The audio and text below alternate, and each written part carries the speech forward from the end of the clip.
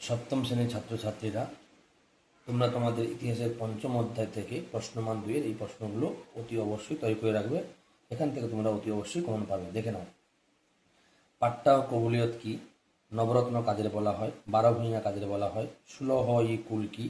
দহশালা ব্যবস্থা বলতে কি বোঝো? জায়গিরদারি ব্যবস্থা কাকে বলে? দুজন মুঘল মহিলা চিত্রকরের নাম লেখো। পানিপথের দ্বিতীয় যুদ্ধ কবে কাদের মধ্যে হয়? রুমি কৌশল কি? দিন ই ইলাহি কি? পানিপথের প্রথম যুদ্ধ কবে কাদের মধ্যে হয়? খানোয়া যুদ্ধ কবে কাদের মধ্যে হয়? ঘরঘা যুদ্ধ কবে কাদের মধ্যে হয়? হুন্ডি কি? মনসব কথার অর্থ কি? কেই পথ চালু করে? হলদিঘাটের যুদ্ধ কবে কাদের মধ্যে হয়? মনসবদারি ব্যবস্থা দুটি বৈশিষ্ট্য লেখো। আবুল ফজল কে ছিল? মুঘল যুগের দুটি শিল্প ও দুটি বিখ্যাত শহরের নাম লেখো। চাঁদনি চক কোন জায়গাকে বলা হয়? ভিডিও ভালো লাগলে লাইক কমেন্ট শেয়ার করবে এবং চ্যানেলটিকে সাবস্ক্রাইব করে অবশ্যই আমার পাশে থাকবে।